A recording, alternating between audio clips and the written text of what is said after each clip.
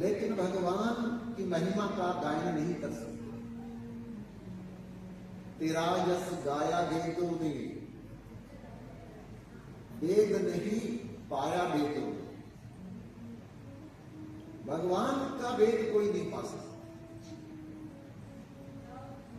जिसको भगवान जनाएंगे वो ही भगवान का वेद पा सकता है। इसलिए पुरुषोत्तम मास स्वयं भगवान पुरुषोत्तम है। तो जैसे भगवान को कोई नहीं जान सकता, ऐसे पुरुषोत्तम मास की महिमा को भी कोई नहीं जान सकता। कल हम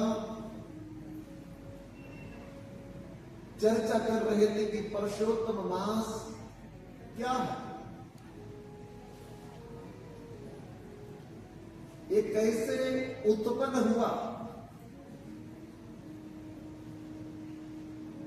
और इसका नाम पुरुषोत्तम मास क्यों पड़ा, और चौथे नंबर पे पुरुषोत्तम मास का महात्म क्या है। तो बंधुओं,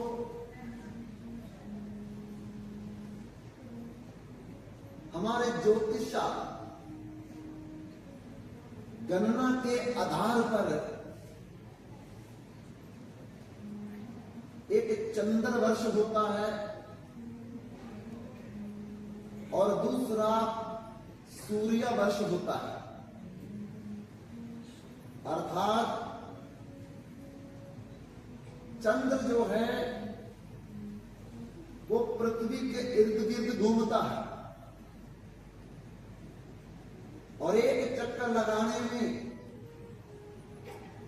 उसको 354 दिन लगते हैं और उसी 354 दिन को चंद्र वर्ष कहते हैं। ऐसे ही भगवान सूर्य अपने इर्द गिर्द घूमते हैं और घूमने में 365 दिन लगते हैं। अब सूर्य का वर्ष जो है 365 दिन का बनता है, चंद्रमा का वर्ष बनता है 354 दिन का। दोनों में अंतर आता है 11 दिन का। और 3 वर्ष के बाद 11 दिन को जमा करके 33 दिन बन जाते हैं।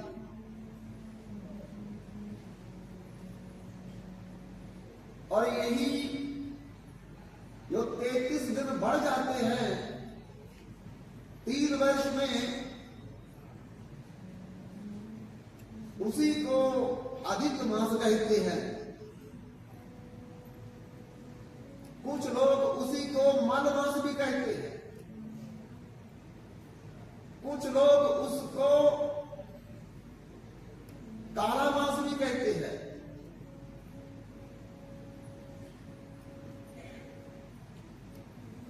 और जब ये मास बना तो बाकी के जो 12 मास थे उन्होंने इस मास से नफरत करनी शुरू कर दी कि भाई हम तो तुम्हारे साथ नहीं रहेंगे, हम तुम्हारे साथ नहीं बैठेंगे। उसने बोला भाई क्यों नहीं बैठोगे? तो 12 मास ने कहा ना तो तुम्हारे में कोई संक्रांति है, ना सूर्य का प्रवेश है। तो जहां संक्रांति नहीं, जहां सूर्य अपनी राशि नहीं बदलता, तो फिर शुभ कार्य कैसे करेंगे? मांगलिक कार्य कैसे करेंगे?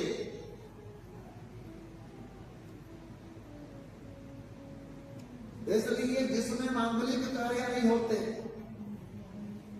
शुभ कार्य नहीं होते, उसके साथ हम लोग क्यों बैठेंगे?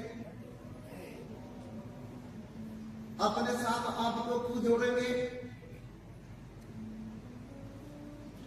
तब ये मनमास बड़ा दुखी हो गया और दुखी होकर के भगवान के पास गया, खीर समुद्र में जहां भगवान विराजमान है, और जाकर के प्रार्थना करने लगा कि प्रभु, जब सब मेरे से नफरत करेंगे तो आपने मुझे बनाया क्यों? भगवान ने पूछा क्या हुआ? तो इस मास ने कहा, सब मास मेरे से नफरत करते हैं और कहते हैं कि आप में सूर्य का प्रवेश नहीं है, सूर्य का प्रवेश ना होने के कारण संक्रांति भी नहीं है, और आपका कोई अधिष्ठात्र देवता भी नहीं है। तो भगवान ने कहा, चिंता ना करो, तुम्हें घबराने की जरूरत नहीं है। आज से मैं तुम्हारा अधिष्ठात्र देवता बनूंगा। तो उस दिन से, जिस दिन भगवान ने इस मल मास को, अधिक मास को, काले मास को अपने आप को अधिष्ठात्र देवता बनाया, उस दिन से इस मास का नाम पुरुषोत्तम मास पड़ गया। गीता में भगवान को पुरुषोत्तम कहा है। 3 तरह की पर्सनैलिटी होती है। एक माया अधीन, दूसरे मायातीत, और तीसरी पर्सनैलिटी है मायाधीश। माया अधीन हम लोग हैं। क्यों? क्योंकि हमको माया नचा रही है, माया हमको गवर्न कर रही है, हम माया के अधीन हैं।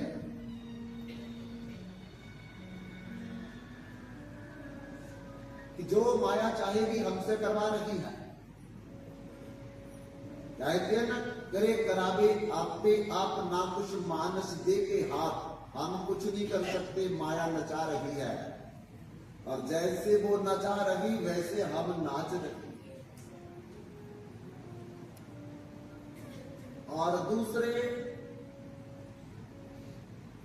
मायातीत, जो माया को पार कर गए हैं, भगवान का भजन करके, उनको बोलते हैं मायातीत।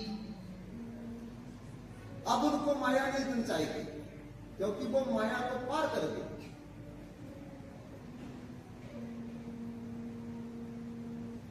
तो तीसरे हैं मायाधीश, वो भगवान पुरुषोत्तम है। माया उनके अधीन है, हम माया के अधीन है। इसलिए जब हम भगवान का भजन करेंगे, भगवान के चरणों का आश्रय लेंगे, तो भगवान जब चाहेंगे हमको माया से अतीत कर देंगे। और जब तक हम माया के अधीन रहेंगे तब तक सपने में भी सुख नहीं मिलेगा। भले करोड़पति बन जाओ, रोड़पति बन जाओ, हर्षपति बन जाओ, फर्शपति बन जाओ। कल हमने कहा था सकल सृष्टि का राजा दुखिया, हरि को भजिए ते कोई सुखी। तुलसी सिया राम भजन बिना जीव कबहू न सुख पावे। भगवान के भजन के बिना कभी सुख मिलेगा नहीं। कोई तन दुखी, कोई मन दुखी, कोई धन बिना फिरे उदास, थोड़ा थोड़ा सब दुखी, सुखी हरि का दास।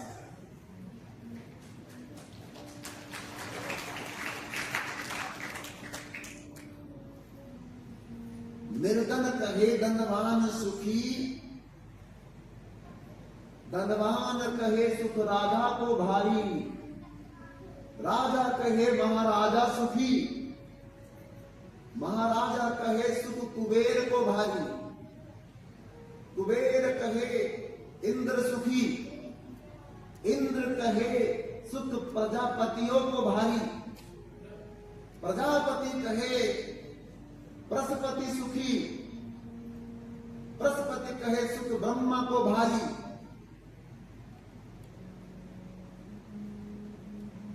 बंधुओं, पर संत लोग विचार करे, हरि भजन बिना सब जीव दुखारी।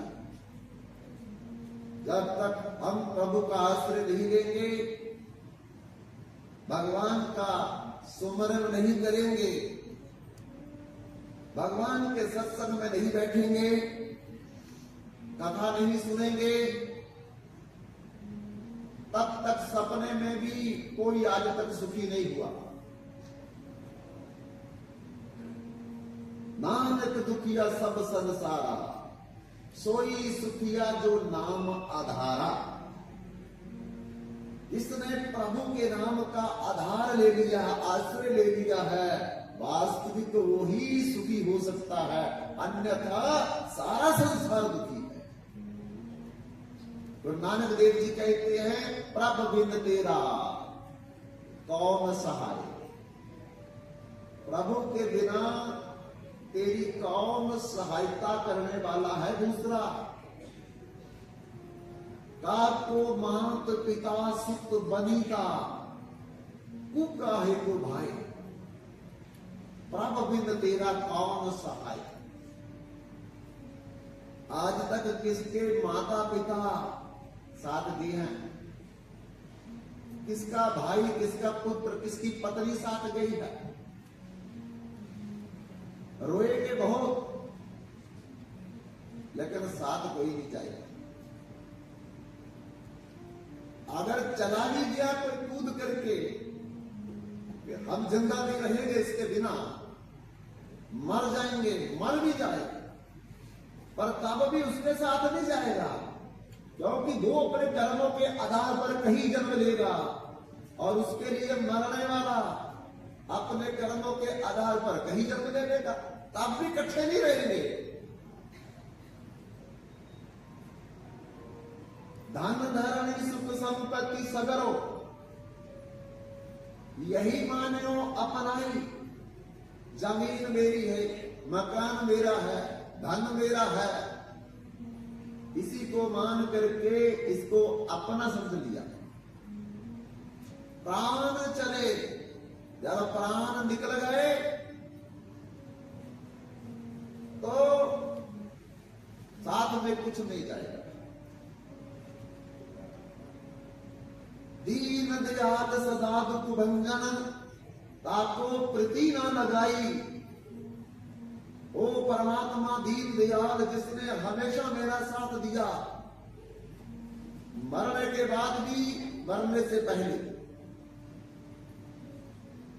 वो कभी हमारा साथ नहीं छोड़ता।